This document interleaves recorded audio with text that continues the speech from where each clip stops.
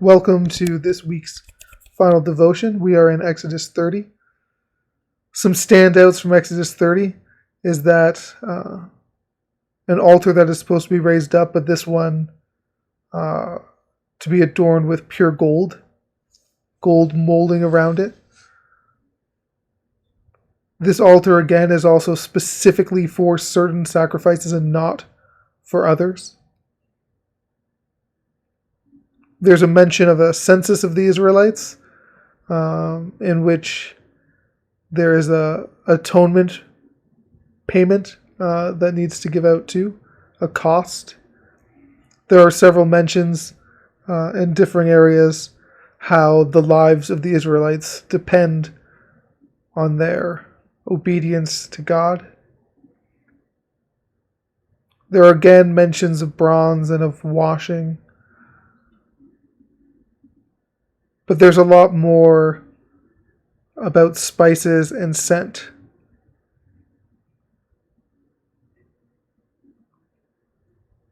A standout of this chapter is about how many different elements that God has raised up for daily, weekly, and yearly worship of Him. But now He is setting certain elements, certain moments, certain spices, certain objects that are just for Him and just at certain times. He even has harsh realities for those who take these sacred and holy elements and use them in their normal life. And this is something that I think in our culture that is so fast-paced, so self-centered, about what we can get out of something, about having the best at all times. This idea of having something sacred and great that is only for God and not for us at all.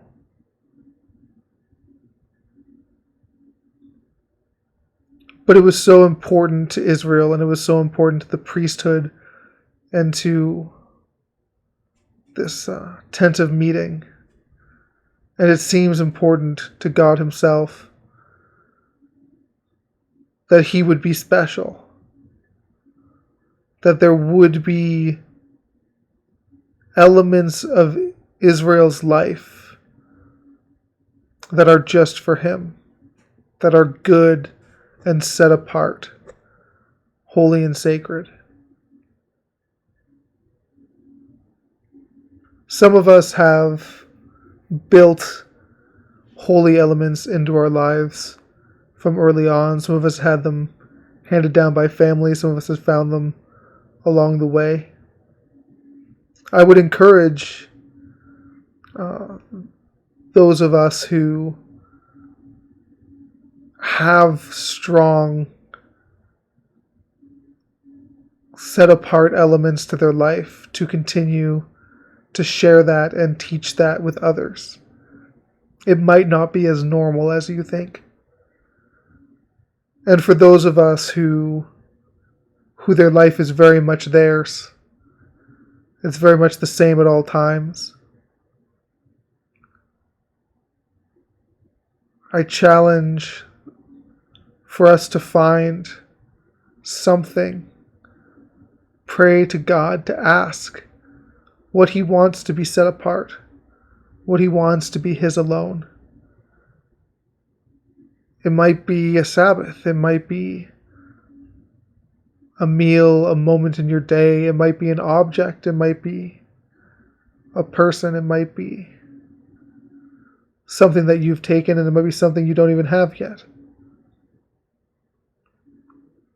But this practice of making sure our lives know that God is holy, that He is worth it, that He is deserving of it.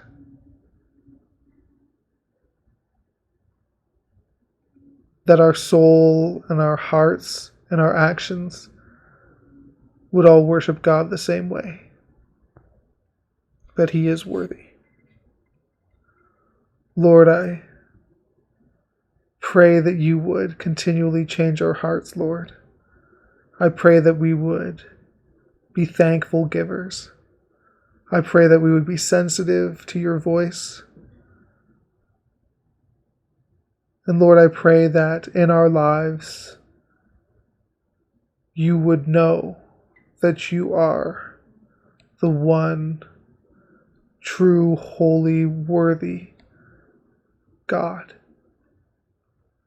And Lord, where we fail at that, I pray that you would graciously and kindly teach us how to worship you, how you want to be worshiped. Amen.